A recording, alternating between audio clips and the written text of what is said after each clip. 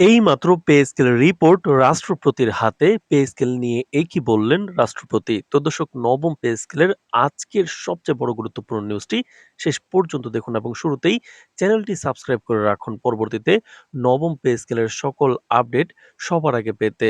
তো দর্শক, এইমাত্র পাওয়া সর্বশেষ খবরে জানা গেছে সরকারি কর্মচারীদের বহুল আলোচিত নতুন পে স্কেল সংক্রান্ত চূড়ান্ত প্রতিবেদনটি রাষ্ট্রপতির হাতে তুলে দেওয়া হয়েছে।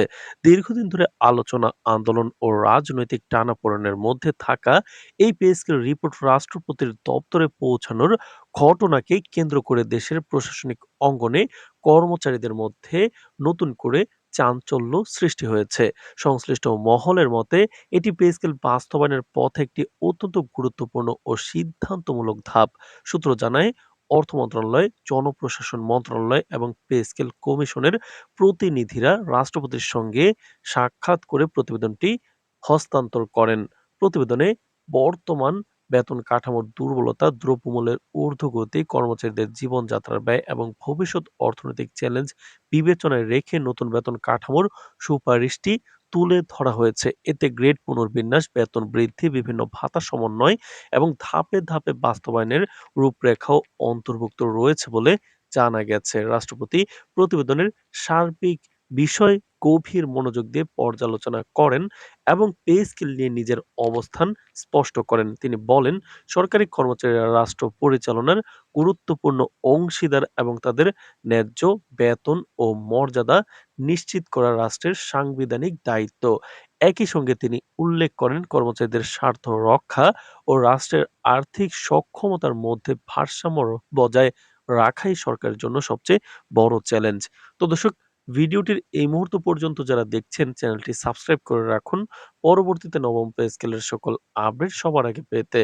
তো দর্শক, রাষ্ট্রপতি আরো বলেন, পে স্কেল বাস্তবায়নের ক্ষেত্রে অতীতের মতো যেন দীর্ঘসূত্রতা, অনিশ্চয়তা ও বারবার প্রতিশ্রুতি ভঙ্গের পরিস্থিতি তৈরি না হয় সে বিষয়ে সরকারকে সতর্ক থাকতে হবে।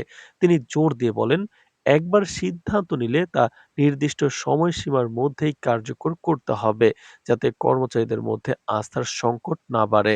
বৈঠকে রাষ্ট্রপতি অর্থনৈতিক শৃঙ্খলা বজায় রাখার বিষয়ে গুরুত্ব আরোপ করেন। তিনি বলেন, পে স্কেল বাস্তবায়নের ফলে রাষ্ট্রীয় কোষাগারের উপর যে চাপ সৃষ্টি হবে তা কিভাবে মোকাবেলা করা হবে এই বিষয়টি পরিষ্কারভাবে উল্লেখ থাকা প্রয়োজন।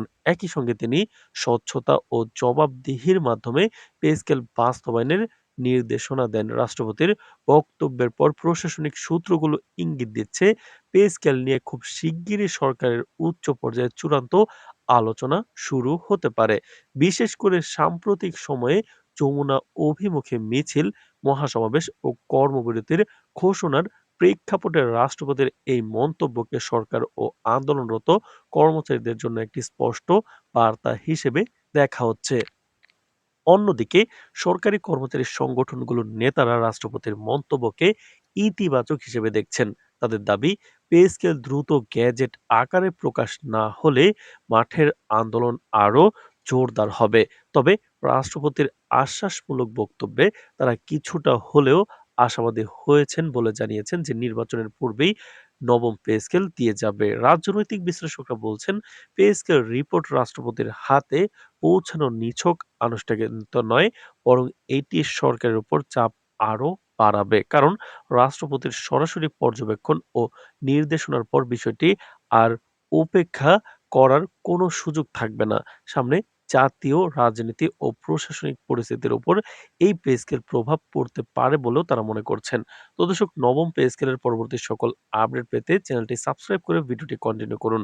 তো দর্শক, সব মিলিয়ে পে স্কেলের রিপোর্ট রাষ্ট্রপতির হাতে হস্তান্তর এবং এ বিষয়ে তার স্পষ্ট মন্তব্য সরকারি কর্মচারী সমাজে নতুন প্রত্যাশা তৈরি করেছে। এখন দেশের মানুষের দৃষ্টি সরকারের পরবর্তী সিদ্ধান্ত, গ্যাজেট প্রকাশের সময়সূচি এবং বাস্তবায়নের রোডম্যাপের দিকে।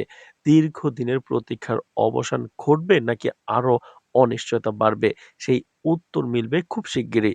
তো দর্শক, নবম পে স্কেল এবং মহার্ঘ ভাতার সর্বশেষ গুরুত্বপূর্ণ নিউজ এবং মহাসমাবেশের সর্বশেষ আপডেট জানতে চ্যানেলটি সাবস্ক্রাইব করে রাখুন। আজ এ পর্যন্তই। ধন্যবাদ।